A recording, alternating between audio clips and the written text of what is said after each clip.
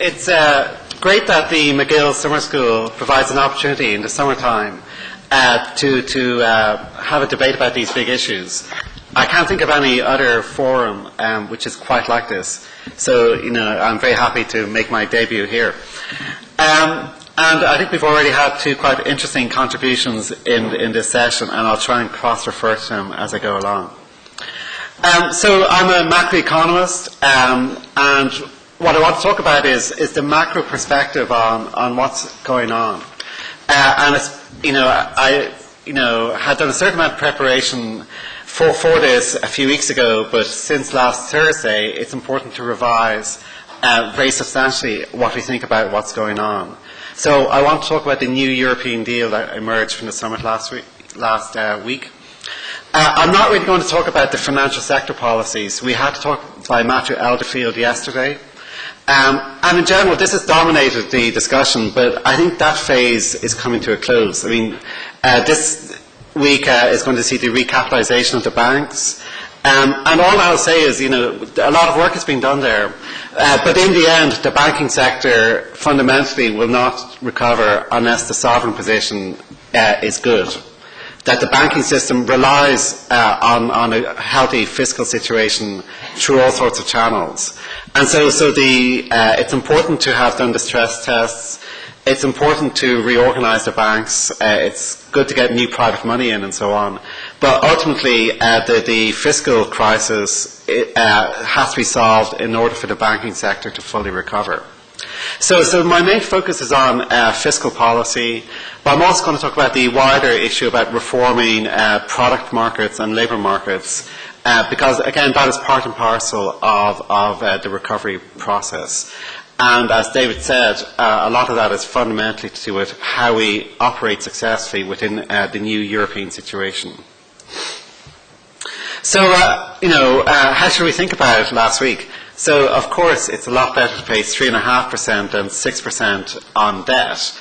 It's also good that the Financial Stability Fund is going to have a more flexible mandate, and that should help in the future. However, it is not all good news for Ireland. Or, if you like, those welcome initiatives in part carry a price. And the fundamental issue here is the return to the market. The goal Brian Hayes mentioned last night, his wish for this government is to get the Irish government out of the dependency on official funding. And returning to market funding for the Irish debt is actually going to be more difficult now. Number one is, if we can borrow from our official partners at 3.5%, and, if realistic notions about where we can get market funding, if this crisis goes away, it might be 5 or 6 or 7%. Then, if you like, what was true until now, which is the official funding was more expensive than maybe normal times funding, that's no longer true. And then second of all, that the fact that the private sector creditors are taking a write-down in the Greek situation redefines what, if you like, a safe level of public debt is. If levels of public debt are too high, the official funders or the market may decide, essentially, this country is not returning to the market without significant pain being forced on bondholders. And so what that means is, if Ireland wants to get back to the market, it needs to do more and do more quickly. So the idea that the interest rate savings last week are somehow available to have an easier fiscal situation is just not true. Not only are those interest rate reductions, the saving interest costs should be fully passed through to reducing the public debt, but in fact the speed of closing the fiscal deficit, the non-interest fiscal deficit, should also accelerate. I fully agree with David that it would be wonderful to do a fiscal expansion. Before EMU began, for the last 15 years, I said, listen, Ireland, you need to run big surpluses during the good years in order to provide the financing to do all of the non-austerity measures we'd like to do. But the reality is we didn't, or we only did so to a limited degree. And so the idea that we have a choice here that less austerity is part of the solution is not available. In fact, accelerating the level of austerity, given where we are, is the best option. Now, I don't advocate radical acceleration. I agree that the economy is too fragile, debt levels are too high to go for a very kind of shock therapy approach.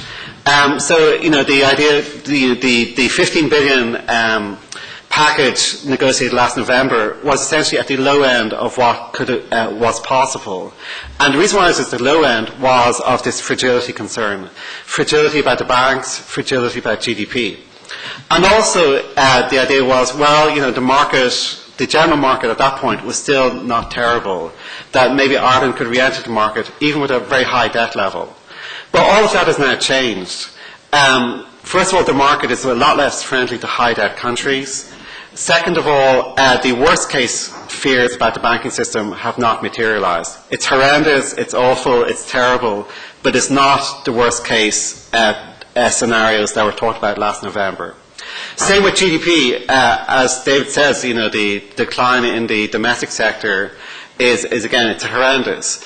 But it has to be said, achieving zero growth, a flat overall economy, compared to what's going on in Portugal and Greece, which are suffering very severe recessions now, this means that we've been able to absorb a very negative shock to the economy. It is totally contractionary, but it is not self-defeating. The austerity, I think, as David said, domestic demand has fallen a lot, but a lot of that is falling on imports. The trade balance is improving quite a bit. The feedback into the local economy is certainly there. There is a multiplier effect, but the multiplier effect is not large enough to say austerity is self-defeating. And so, you know, it's important to say that the horror of what's happened to the Irish economy does not mean that austerity should be abandoned. In fact, as I say, it's better to move more quickly if we want to get back to market funding within a reasonable time period. So, just to stimulate debate, what I'm suggesting is maybe we should talk about. This is, purely for debating purposes. A revision maybe of around 800 million. The reason why I'm going for 4.4 billion is that's roughly 3% of GDP. So to announce to the world that Ireland is getting ahead of the curve, we're not like last year, passively responding to external developments. We're announcing a prospective acceleration of adjustment, not radical but sizable, a move of around 800 million. I think is something to debate. It's also important to say is, what was not said at last Thursday's summit was there's going to be a whole raft of new conditions. If Europe is going to lend at 3.5%, Europe is going to be a lot more interested in what countries do with that money. So they said we'll talk about this in September. The details of the new sets of conditions will come out.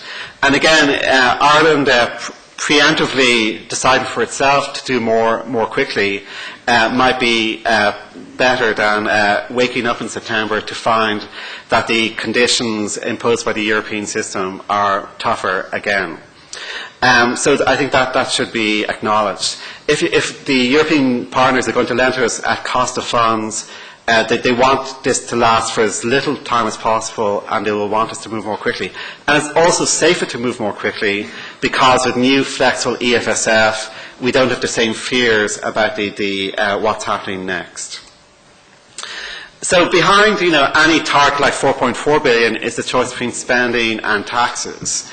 And so the idea of the spending review, I think, is very welcome, because really up to now, there's been more or less an across-the-board approach that, essentially there's been a public sector moratorium, selective moratorium, but it has not had any strategic element. For example, within the university system, it depends on who resigns. So some, university areas get hit more than others because just by the accident of who's resigning, who can get a job elsewhere, determines which sectors get hit most. Same in the civil service or the HSE, who decides to take a redundancy package or who retires is not a good way to decide where the overall pattern of spending should be. Having a multi-year approach will provide clarity, the idea that more or less we will know that within individual programs what the outlook for the next 3 or 4 years will be is very helpful, rather than the annual cycle we've had up to now. It's not just about the economic payoff, it's also the social payoff. It's not the idea, economists are not accountants. It's not saying, only lines of public spending that directly help the economy are important. Social protection, other public policy goals are important, so long as it's clear what each programme is contributing to that. So having the announcement of this review as early as possible in the autumn will help on that line. But the same principle applies to taxation. As Bridget said already, it's not so clear, why is there so much uncertainty about the future of taxation? Now, historically, governments have liked to maintain flexibility about taxes, the big hoopla of what's announced every budget. But when people know in general there's going to be a big increase in taxation, but they don't know where it's going to land, that's not going to be very good for consumption or investment behaviour. So, and also again, when any individual tax is going to be opposed by those most affected by that tax, having an overall coherent vision of what the tax system should look like is important. Because only in that way can you defend any individual. You can say, well, you're going to get hit by the property tax. On the other hand, this tax change is less important to you, and so on. We all know the formula here. Again, as Bridget said, there's not hard decisions to be made here in the sense of analytically we know what needs to happen. We've had the Commission on Taxation. We know quite a lot of what is wrong with the Irish tax system. It's the politics of getting that through. And so, we've heard all about the need to close tax expenditures, all about property taxes, water charges, and so on. Let me make one point which I think is underplayed in the Irish debate, but it's more significant elsewhere, which is having a sizable increase in VAT. Number one is there's quite a few areas which are exempt from VAT right now.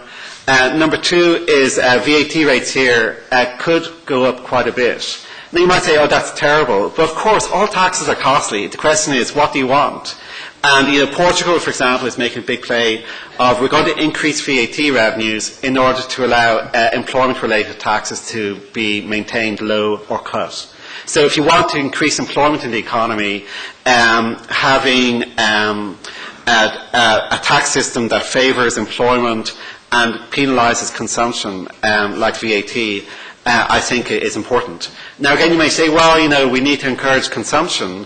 And the answer to that is you have a progressive increase in VAT. You announced in 2011 that maybe VAT doesn't go up in 2012, but it goes up sizably in 2013, 2014. And that gives people incentive to spend in 2012. And over time, the natural recovery in the economy will allow those taxes to be absorbed. It doesn't have to be absolutely uniform. I'm quite sympathetic to the jobs initiative and the idea that employment-intensive sectors like tourism and leisure should have a lower VAT rate. That, makes sense. So I know, especially in tourism areas, that's a concern. But the idea that VAT is somehow, just because there's obviously smuggling issues, there's other concerns, but it's hard to find a tax which is more reliably going to increase revenue than VAT. But my general point here is the more the government tells us what they plan, and the more quickly they do so, the better off we're going to be. So let me talk about, beyond the fiscal, to other parts of the economy. So it has to be said, the Irish economy, compared to other countries in Europe, is already, fairly efficient and fairly deregulated and so on. But there are important exceptions, and the Troika agreement does focus in on the sheltered sectors. And so we can all agree that excessive levels of fee levels, excessive prices and so on in these sectors are something to be tackled. And again, everyone has said that for, since I've been the last 20 years at least. The question is how to go about it and tackling the vested interests. We've had a McCarthy-led report on state-owned enterprises. There seems to be quite a big agenda there. We know there's a big agenda about public sector reform that we're going to get to later on. And then the last area is labour market reform. And we've had a debate about the minimum wage. We've had the ongoing debate about JLCs and so on. And as David said earlier on, social partnership, I think, is something that could come back in. Because, the labour market is such a complicated area. There's no easy answers here. The only point I'm going to make, though, is that the idea that you can never have downward wage adjustment has to be something to be discounted. We have to come up as a society I think ideally in this negotiated type agreement that David has talked about, with a way to allow for the possibility that when the economy suffers a big shock, that compensation levels come down. Now, it's not an issue of isolating any individual element, saying the minimum wage has to come down, or JLC rates have to come down, or public sector pay rates have to come down. But there has to be some mechanism, because otherwise it's going to be absurd that if you have a bubble, if you have overheating the economy, that wage levels get stuck there forever. Because if wage levels get stuck there, we're going to suffer unemployment for a long, long time. And the other part of it is, if it turns out that downward wage adjustment can never happen, the answer for the future is be very, very reluctant to ever give a pay increase. So, in terms of negotiating public sector wage agreements, it's not just a question of what can we afford this year or the next 3 years. It's, what are the risk factors out there? Will we ever regret giving away this pay increase? So the choice between having flexibility, which will allow pay increases in good years, so long as they can be clawed back at least partially in bad years, or having a system where essentially pay levels very rarely go up in any significant degree, but in compensation for never going down. That's a big choice. So the whole labour market reform agenda has been, I think, distorted by the fact it's being done in little bits. Have a debate about JLCs, have a debate about public sector pay. The whole area needs a comprehensive solution, which I think would benefit from a social partnership approach.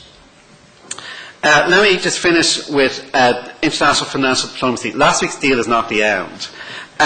One issue which I think is common across Europe is that you've asked the Financial Stability Fund to do a lot more, but the funding available to it has not gone up. But from an Irish point of view, the missing factor is it remains the case that the bank situation has not been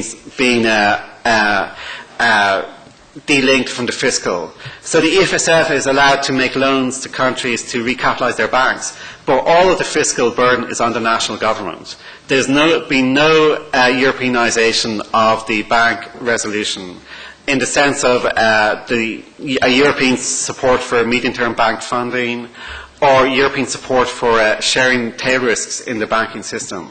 So the European banking crisis is still going to be there so long as national governments fully bear the burden of dealing with this situation. And of course, the most extreme case is our own case here. So let me summarise what I've been saying here is that it's last week's deal is, I think, good news for Ireland, but the price for that, I think, is a speeding up of the adjustment effort.